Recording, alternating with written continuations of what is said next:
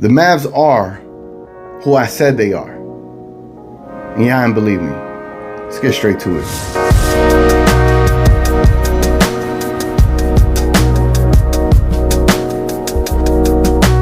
What's up, guys? It's your boy Mario here on TGK TV, and today we're going to talk about Game 1 of the Dallas Mavericks versus the LA Clippers. Let's go. But before we get started, if you are new to this channel and if you like people opening cards, reviewing basketball shoes, talking sports, or even trying micheladas, you came to the right place. So let's go ahead and let's get started. Now, I'll start off the video saying the Mavs are who I said they are. And everyone in the comments over the last couple of days, over 100 comments, which I really appreciate. I don't have any issues with anyone commenting, whether it's negative or positive. I'm going to respond to everyone. So if you're watching this video now, if you comment anything, I will respond to you. I won't be rude to you. I'll just respond to the comment. So trust me, I engage with everyone. I want to be one of the most engaging YouTubers on this platform. So please leave a comment below and I'll engage with you and talk to you about whatever you want to talk about. Now, after reading a lot of comments, there's a lot of Mavs support. There was also a lot of Clipper support, which I mess with. That's valiant. I mess with that. The thing is, a lot of people slept on the Dallas Mavericks. Not because I live here. I've seen the Mavericks a lot more, so I understand what my team is about. And I've seen these players on the LA Clippers play for such a long time. Been a fan of the NBA since I was, 18 years ago? It's a long time, right? So I've seen all these players, and I know the majority of these players and what they're capable of, or I've seen their peaks. The thing is, what we failed to notice is the Dallas Mavericks and Luka's peak. We don't know Luka's peak yet. He's literally just getting started. So for everyone in the comments to just kind of write the Mavs off and say Clippers in 4 or Clippers in 5, to me, it's really not paying attention to what the Mavericks are capable of doing, because Luka hasn't reached his peak. So food for thought, let that marinate. Now, if you're expecting analytics and sports breakdowns of like the percentages and who shot what percent from 3 or whatever the case may be, you're not necessarily gonna get that here. This is really just a straight up opinion based video, and I really make it more to where I want to engage with y'all. So y'all can either combat my opinions or have a what's that called? You can have a rebuttal to what I'm saying on this video. I welcome all that. So let's get straight to it. And I was watching a lot of reaction videos to Game 1 yesterday, and I noticed, like, does anybody make videos where you're in front of the camera talking about the sport? Because I saw a bunch of like highlight voiceover videos, and I'm just like, am I doing it wrong, or should I keep it this way? Y'all let me know. If y'all want me to do highlight voiceovers where y'all don't have to see me, y'all let me know. But I prefer this platform, or this not platform. I prefer this format, right? So let's get to it. Now, the first thing I want to talk about in this matchup is Dorian Finney-Smith, DFS. We need to put some respect on that man's name, because again, that man's just been overlooked, not thought about, not respected. They think Kawhi could just mistreat him. They think Paul George could just, score on him. And I said it in the last video that Dorian Finney-Smith, Maxi Kleber, Josh Richardson were going to make it difficult for those players to score. Yes, they scored. Yes, Kawhi got his stuff off. Paul George, the second half, yeah. But what doesn't get talked about a lot is the improvement of Dorian Finney-Smith. If you look back at his last couple of years, he has been gradually improving. And now he's at a point where he is a legit 3 and D player at a high efficiency, at a really good level, maybe a really good high level. And we don't put enough respect on Dorian Finney-Smith. That man comes to play and he earns his paycheck, quote unquote, as they say, every single game. And I was happy to see that he still gets those opportunities at the end of the game, because they're doubling Luka and he knocks down those shots. If he continues doing that, I'm telling you, the sky is the limit for these Dallas Mavericks. And that's all I wanted to get off, is some respect to Dorian Finney-Smith. If you don't know, look him up. You'll know what I'm talking about. The next thing, I heard so much negativity over the Josh Richardson, Seth Curry trade. Oh, y'all traded away this 50% three-point shooter for a decent three-point shooter in defense. No, y'all missed the point. We traded him for moments like these. Josh Richardson whether he's coming off the bench or he's starting. He said one thing in a press conference the other day that he took it personal initially when he was coming off the bench. And he said that at this point, it's the playoffs. You got to put all that to the side. It's about the team first, and we got to go and get it.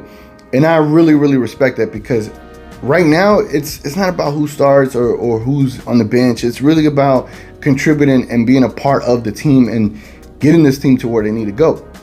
Now, I know right now I've been talking about the Mavericks. I'm going to get to the Clippers. So if you've been waiting for the Clippers, I'm going to get to y'all. But the Josh Richardson trade for Seth Curry was a great trade for these type of moments right now, because he adds added value to defensive possessions where he makes it difficult for Paul George to score. Where he probably won't make it as difficult for Kawhi, because that man's just strong as hell in the Terminator.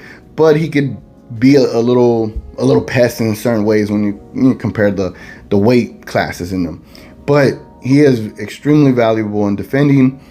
He could defend Rondo. He could defend Jackson. He could be out there and defend and knock down timely shots whenever you do need them. So the Josh Richardson trade, again, it gets overlooked. The lineup that I liked a lot the most yesterday was, was Dorian Finney-Smith, Luka, Tim Hardaway, Josh Richardson, and KP. Love that lineup. When that lineup was out there, I really liked the way they were moving around, because every single player was a defender. And I'll say Luka's a decent defender, but you had more defense and you had offense, but these other guys could shoot the ball. They all could shoot. So it's not a loss whenever you got Luka out there running pick and rolls and doing what he wants to do, and he could pass it to any of those players and they could shoot, and any of those players could switch off and play against defense against anyone. So again, Josh Richardson for Seth Curry was not a bad trade. Stop that narrative. All right, now let's get into the LA Clippers. Specifically, the return of Pandemic P, with no disrespect, only respect. Anyway, I know I get a lot of comments. I know there's a guy in my comments, I forgot his name. As a matter of fact, let me look it up. All right, so in my last video, there was a guy named MJ Reynolds? Did I get that right? MJ Reynolds. And we were talking about Paul George, and he was talking about, you don't think, Paul George is going to step up. Which, and the only reason I say that, because he hasn't stepped up in such a long time. Yes, in OKC, he had that half a season where he was considered for MVP. And I know he had his moments in Indiana versus the Miami Heat. It's just since then, we really haven't seen the Paul George from Indiana necessarily, or from the OKC for that half season. And so to me, I'm just like, it's a wait and see game. Until Paul George can actually show the Paul George that he could potentially be. As a Mavericks fan right now, I'm just going to keep poking fun at the whole Pandemic P thing, because we're a rivalry. Do I respect the game? Hell yeah, I respect this game. And he is a great player when you think about it. Obviously, he has talent, man. He could defend, he can score, he could do a plethora of things on that basketball court. The thing is, I don't know what it is when it comes to the playoffs, when it comes to just recently being able to shoot in the playoffs. The man has been coming up short. And yes, in the first half, Pandemic P was an outbreak. That thing was, in the first half, everybody was getting infected by his jump shooting. But in the second half, he came around. I think he was 7 for 11. Pretty good second half. Just wasn't enough to get over the hump.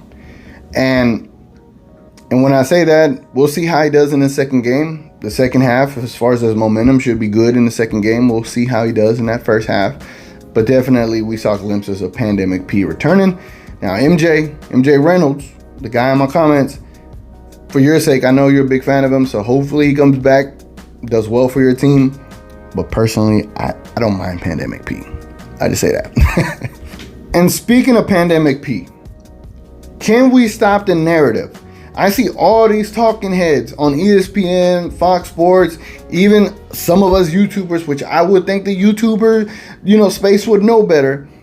Stop saying Pat Beverly, Kawhi Leonard, Paul George, Marcus Morris, Ibaka can guard Luka Doncic.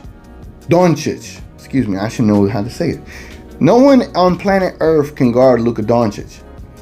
Enough of all this. They got these 3 wing players that can guard him. No, they can't. Not Batum, not Tulum, not a broom. No one can guard Luka, okay? I'm sorry that you may feel that you have a player that could guard Luka Doncic, but it's not going to happen. Now, yesterday Zubac got torched. And if you look at analytics, if you go back to analytics, you'll see that Luka in the playoffs last year versus Zubac was a bad matchup. You can look at the highlights. Luka would kind of shoot the shots a little short. He'd be affected by Zubac's height. You could see that. But it seems like something in Luka, probably because another year of experience in being defended by him. Luka is one of the smartest players in the world. He adjusted quickly. He's like, give me some ISOs. Let me figure him out, because once I can figure out how to score on him, then it's a wrap. And if you look at yesterday's game, this man shot step back threes on him, fadeaway twos on him, a stand-up three, whatever it was. Luka could do whatever he wanted against Zubac, and he figured it out. He did struggle against Zubac last year, but he got it going in this game. And now that he got it going, who on this team can guard Luka? Rondo reaching in between his legs to try to get the ball. You got Kawhi trying to do what he can. They doubling him. He passes it off to the right person, and KP ends up dunking on people. You cannot guard Luka. I still anticipate that the Clippers are going to do the switching off on pick and rolls. If I were them, I'd fight through it and make Kawhi guard Luka. But the thing that you will run into if you make Kawhi guard Luka is foul trouble for Kawhi. If you saw when Patrick Beverley tried to guard Luka, that man went flying. Luka made him his B. When you see Paul George trying to guard him, there's multiple highlights on the internet of Luka crossing that man. Luka's very comfortable being guarded by all of these guys. And yes, he is very humble. Yes, he is very down to earth. He doesn't be offensive by it. But in the game, he'll let you know that's an and one and scream right in your face like he did Patrick Beverley. Anyway, let's kill the narrative. No one on planet Earth can guard Luka. Now, here's one thing I loved about this matchup is the Mavs' inconsistencies, right? Throughout the year, the Mavs were hella inconsistent. We will lose 3 games to the Kings, but then we'll beat the Nets, we'll beat the Clippers, and we'll beat the Lakers, right? We'll beat all the great teams, but then we find a way to lose to the lesser teams. And y'all might think I'm crazy, but for that reason, I love this team. No one is expecting them to do what they're doing because no one gave them enough respect to look at them because of their record. They were 42-30. I ain't worried about them. We got the Nets. We got the Clippers. We got the Suns. We got the Jazz. We got the Bucks. We got the 76ers. So everybody was looking at those teams as the elite teams, right? Because the Mavs, if they would have had 50 wins, then it'd be different. We would have that attention that, oh man, the Mavs are actually legit. But because they were so inconsistent throughout the year, no one paid attention to them. They wrote them off. But now we're in the playoffs and you got to see their actual potential of what they actually can bring. There was a thing that Isaiah Thomas said yesterday, that the Mavericks have a collection of players that fit. And the Clippers have a collection of talent that is trying to figure it out. The Mavericks, all the players know their roles. They all fit together. That lets you know that there's something brewing with the Mavericks that a lot of people in the NBA don't see, or necessarily a lot of the teams don't have, and that's continuity. And the Dallas Mavericks have continuity, whether it's because of how Luka approaches things, or because Mark Cuban being the owner, or because Rick Carlisle adjusting his style over the last couple of years, or because of the Mavs fandom, because how crazy we are of how we really are like attached to all of our players, right? There's something about being a Dallas Maverick that, for the most part, that we've seen since Dirk has been here, Nash, Finney, Luka, you've seen this camaraderie between these teams. And I would say I give a lot of that credit to Mark Cuban because of what he's built. The Clippers, they're still trying to figure it out. And the Clippers are not the team that they were a couple of years ago when they took Golden State to 6 or 7 games. That Clippers team was all about fight and grit and all that stuff, right?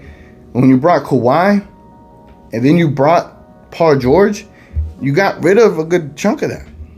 And then you got rid of Lou Williams would have been great yesterday in that game against the Mavericks. And I said, Let Rondo shoot all the threes. Yeah, he went 3 for 4. But that fourth one mattered, right? That fourth one he missed would have been big. You think Lou Will would have missed that? I don't think so. Also, you don't think Shai Gilgeous-Alexander would be great right now for the Clippers? You don't think he would be an upgrade to Paul George? I think so. I just want to end that off to say I love the fact that the Mavericks have those inconsistencies throughout the year. Them being inconsistent all year is what led to them being targeted by the Clippers. That's why they tanked to avoid the Lakers to play the Mavericks, because they're like, oh, we beat them last year. We could beat them again. But again, not seeing the bigger picture, not understanding the team you're playing, you didn't look to see what they were actually capable of. And the Mavericks are capable of a lot more than what everybody outside of Dallas can think they're capable of. That's why I say the Dallas Mavericks are who I say they are. Can I get some credit? Can I get some credit? Can I get some credit finally? The thing is the Clippers role players. The Clippers role players. It wasn't not right that they're just a little bit past their prime. They could contribute, but it's not going to be game changing. I look at the roster. I look at Kawhi, bona fide superstar. I look at Paul George, star. I look at Rondo, experience. I look at Ibaka, experience. Look at Batum. This is his biggest moment from what I've known. He's always been a Hornet to me. I don't know where else he's been. Zubac, right? Wait up. Where the hell is Luke Kennard at? Where's Luke Kennard been? Where's Terrence Mann been? Why didn't these players play? Why didn't they? If they could shoot, if they could defend Luka and all this good talk, like why weren't they in the game yesterday? That I'm trying to figure out. Why wasn't Boogie Cousins in the game yesterday? That I'm trying to figure out. The Clippers have all this assortment of players and all these guys with experience, but it just seems like the majority of them are just a little bit past their prime. The Mavericks have players that are hungry, fresh, new. This is all new to them as far as this playoff experience. They got a taste of it last year. They know what to expect this year. So these Clipper players, yes, they're good role players. You can put them on any team and they'll produce. The thing is, when you look at their collection of talent versus the collection of talent of the Mavericks, we're looking at experience and age, and we're looking at hunger, youth, and desire. There's a whole revenge element to the Mavericks that no one is considering. There's a whole youth element to the Mavericks that no one's considering, and you saw that clearly with Jalen Brunson yesterday. There was a moment where Luka had a couple of bad possessions, and Jalen Brunson picked it up and cleaned it up. Jalen Brunson's ability to be able to take these really, really good shots in the paint or just pull up jumpers. One of the commenters on the last video, famous Amos Music, he said that he cleans up a lot of the Mavs' bad shot selection. And he did that. He cleaned it up. And again, Jalen Brunson did very well coming off the bench.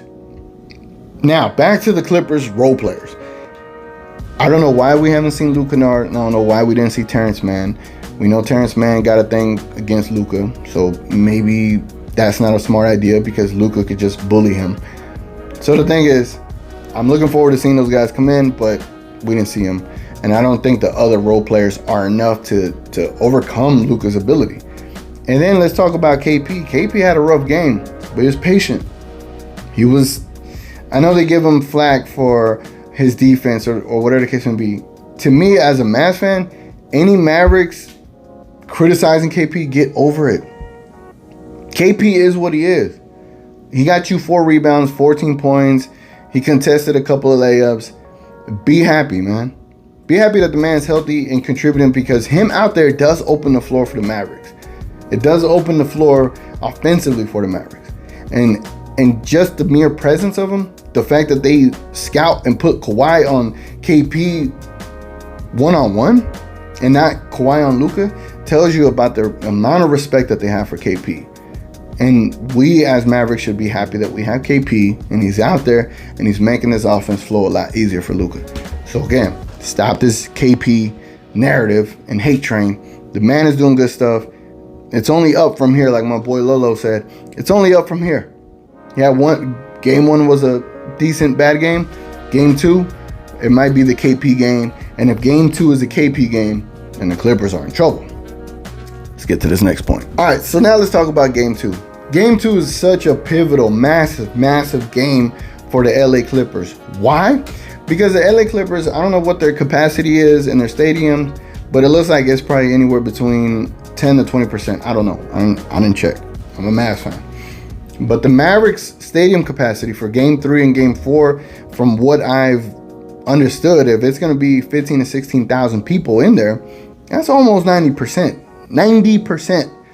So Clippers only got like 5,000 people in the stands at 10, 20% or whatever the case may be. I don't know. The Clippers need to win game 2. This is a must-win game for the Clippers. If they don't win this game, the Mavericks fans in the American Airlines Center in Dallas, Texas, are going to win game 3 and game 4 for the Mavericks. I'm telling you, this city is ready to do stuff. The city is ready to be outside. And this city is ready to go to a Dallas Mavericks game. And this city is ready to cheer on Luka Doncic, Kristaps Porzingis, Tim Hardaway Jr., and the entire Mavericks and go crazy berserk on what the Clippers did. And I guarantee you they're going to be booing Rondo. And I guarantee you they're going to be booing Marcus Morris. And I guarantee you the Dallas Mavericks fans are going to be so crazy come game 3 and game 4 that if the Clippers don't handle up game 2, it's going to be a sweep. Does anybody disagree? If the Clippers don't handle game 2, this series could become a sweep. Yes, you heard it here first on TGK. Anyway, guys, please comment below, engage with me. I'll be talking to you. I look forward to talking to everybody. I hope y'all do consider subscribing to the channel, whether you're a Clippers fan or a Mavs fan or just a fan of basketball in general. I'm here for all that. Again, really appreciate you watching. And until game 2, guys, I'll be back on YouTube, and I'll catch y'all then. It's been your boy.